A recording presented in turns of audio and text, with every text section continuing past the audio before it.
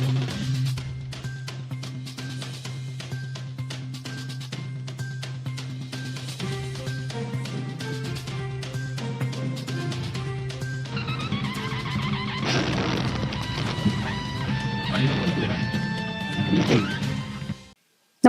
आपण पाहता हिरकणी न्यूज.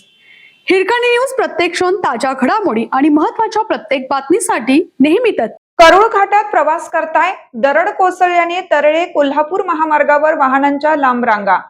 वावळत वाहून गेलेल्या तरुणाबाबत ही वाईट बातमी.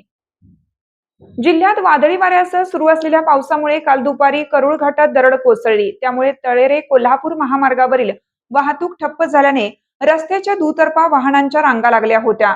2 तासानंतर वाहतूक सुरळीत करण्यात महामार्ग प्राधिकरणाला यश आले. याशिवाय जिल्ह्यात अन्य काही मार्गावर झाडे कोसळल्याने वाहतूक विस्कळीत झाली होती. दरम्यान व्हाळातून वाहून गेलेल्या आकेरीतील गणेश पालव यांचा मृतदेह आढळून आला. जिल्ह्यात दुपारनंतर पावसाचा जोर वाढला होता. जिल्ह्यात सकाळपासून सरी कोसळत होत्या. घाट परिसरासह जिल्ह्याच्या अनेक भागात वादळी वाऱ्यासह पाऊस झाला. त्या दरम्यान तळेरे कोल्हापूर महामार्गावरील करूळ घाटात दुपारी 12च्या सुमारास जोरदार पाऊस झाला. वाऱ्याचा वेग देखील अधिक होता. त्यामुळे करूळ घाटात दरड कोसळली. दगड मातीचा मोठा ढिगारा रस्त्यावर आल्याने वाहतूक ठप्प झाली. करूळ घाटात अनेक वाहने अडकली होती.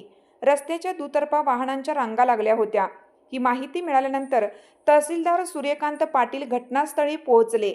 महामार्ग प्राधिकरणाचे अधिकारी करूळ घाटात जेसीबीसह पोहोचले. त्यांनी जेसीबीच्या सहाय्याने दरड हटवण्यास सुरुवात केली. पहिल्या 2 तासात दरडीचा काही भाग हटवून एकेरी वाहतूक सुरू करण्यात आली. त्यानंतर उर्वरित दरड हटवण्याचं काम सुरू होतं. सायंकाळी या मार्गावरील वाहतूक सुरळीत झाली.